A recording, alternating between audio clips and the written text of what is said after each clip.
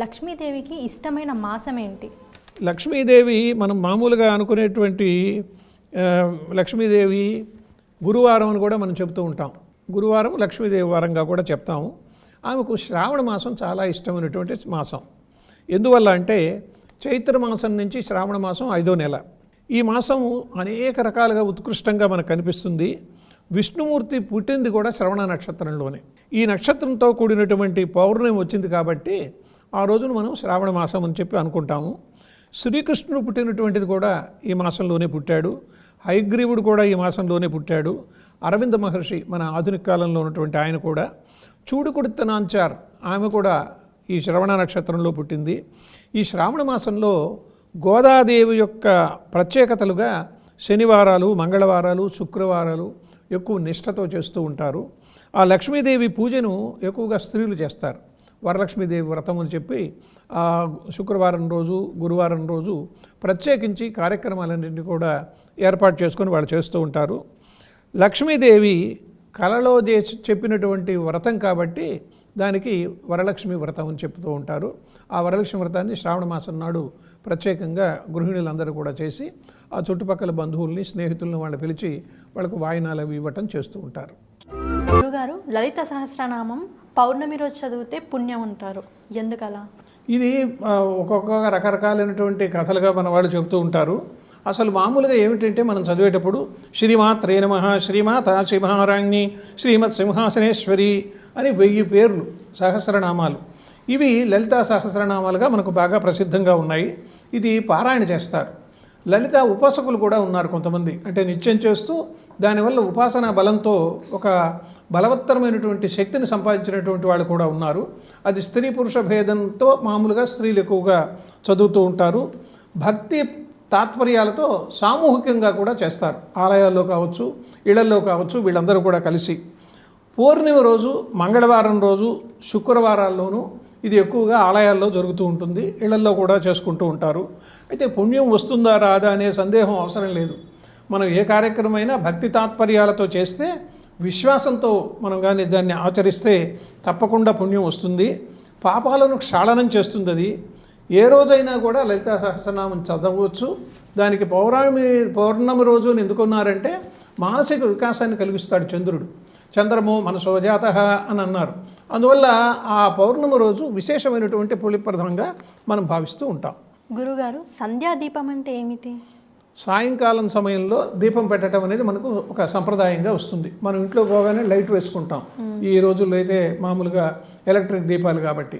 ఆ రోజుల్లో సంధ్యా సమయం అన్నదాన్ని ఒక పంచాంగంలోనో దేంట్లోనో ఒక నిర్ణయం చేస్తారు. అప్పుడు ఆ గృహిణి ఏం చేస్తుంది అంటే, దీపం జ్యోతి పరబ్రహ్మ అంటే దీపం అనేది పరబ్రహ్మతో సమానమైనటువంటిది. అందుకనే సంధ్య దీపం మనకు పల్లెల్లో ఇప్పటికి కూడా చెప్తూ ఉంటారు. ఆ సంధ్యా సమయంలో అది సూర్యోదయ సంధ్యాకాలం కావచ్చు, సాయం సంధ్య కావచ్చు, మన వాకిట ముందర కానీ లేదా తులసికోట ముందర కానీ పూజ చేసేదానికి దీపం వెలిగించటము అనేది ఒక సంప్రదాయంగా వస్తారు.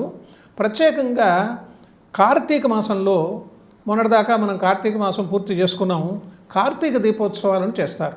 అది దీపానికి ఉండేటువంటి ఒక వెలుగును ప్రసాదిస్తుంది.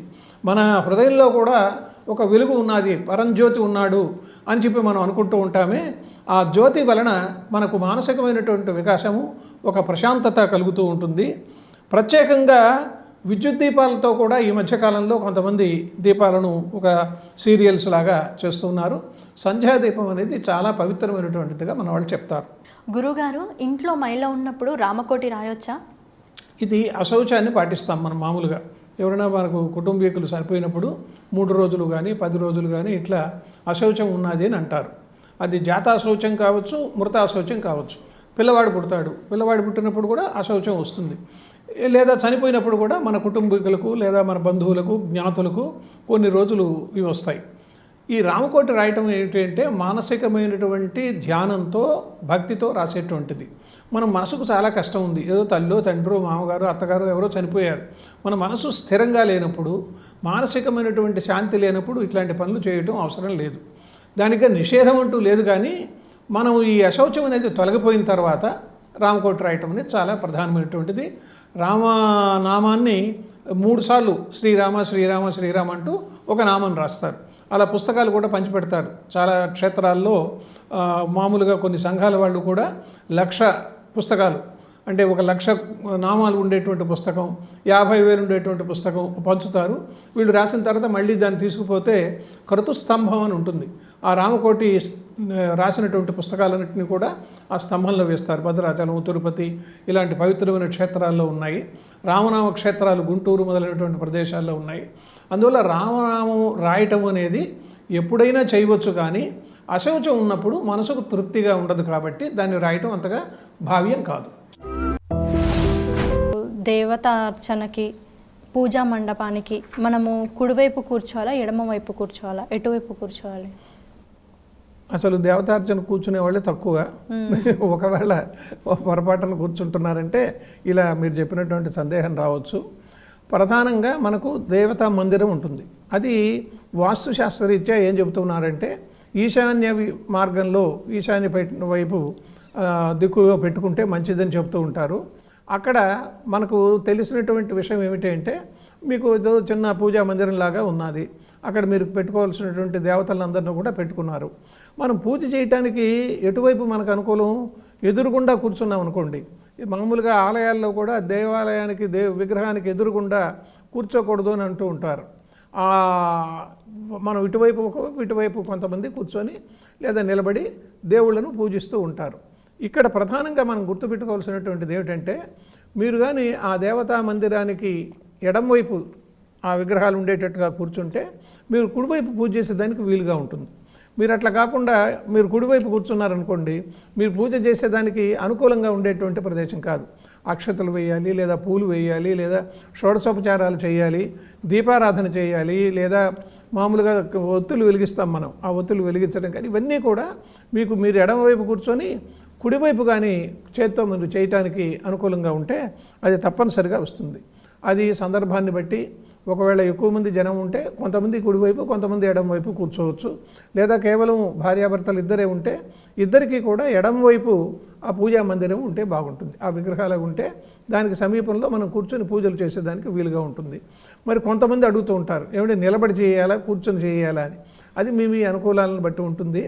చాలామందికి ఏం సందేహం వస్తుందంటే మనం దేవాలయాల్లో నిలబడి చేస్తాం కదా పూజ, ఎందుకు కూర్చోకూడదు అని. మంది ఎక్కువైనప్పుడు అందరి కింద కూర్చునేటానికి అవకాశాలు ఉండవు. కొన్ని చోట్ల అయితే పూజా పునస్కారాలు చేసేటప్పుడు వాళ్ళని కూడా కూర్చోబెడతారు. మామూలుగా దంపతులకు ఏదైనా సంకల్పం చెప్పేటప్పుడు కూర్చునే సంకల్పం చేస్తారు. అదే కాకుండా గోత్రనామాలు కూడా అడుగుతారు. ఇది కూడా మామూలుగా ఆలయాల్లో మనం పోగానే మీ గోత్రం అండి అంటారు. కొంతమంది గోత్రం తెలియకపోతే విష్ణు గోత్రమును ఏదో వాళ్ళు చెప్పుకుంటారు. ఆ గోత్రనామాలు ఎందుకు చెప్పటం అని చాలామంది అడుగుతూ ఉంటారు. మనం ఎవరైనా ఆఫీసర్ దగ్గరికి పోయినప్పుడు విజిటింగ్ కార్డు ఇస్తాం. ఇదిగో నేను పలానా ఆఫీసులో పనిచేస్తున్నాను, సీఈఓగా పనిచేస్తున్నాను, డైరెక్టర్గాను, అసిస్టెంట్ డైరెక్టర్, డిప్యూటీ డైరెక్టర్ అని చెప్తూ ఉంటాం. ఎందుకు? మనల్ని మనం పరిచయం చేసుకుంటూ ఉన్నాం. అదేవిధంగా భగవంతుడికి కూడా అయ్యా నేను ఇదిగో పలానా గోత్రం, భారద్వాజ గోత్రంలో జన్మించినటువంటి వాడిని, పలానా ఆయన కొడుకును, నేను మీ దగ్గరికి వచ్చాను, ఇదిగో నమస్కారం చేస్తూ ఉన్నాను అని భక్తి శ్రద్ధలతో చేస్తాం. కాబట్టి వీటన్నిటికీ ముఖ్యం ఎడమవైపు కూర్చున్నారా, కుడివైపు కూర్చున్నారది అనేది కాదు. మీరు భక్తి శ్రద్ధలతో ఏ కార్యక్రమమైనా ఆ భగవంతుడిని అర్చిస్తే అది పుణ్యమైనటువంటి ఫలితాన్ని ఇస్తుంది.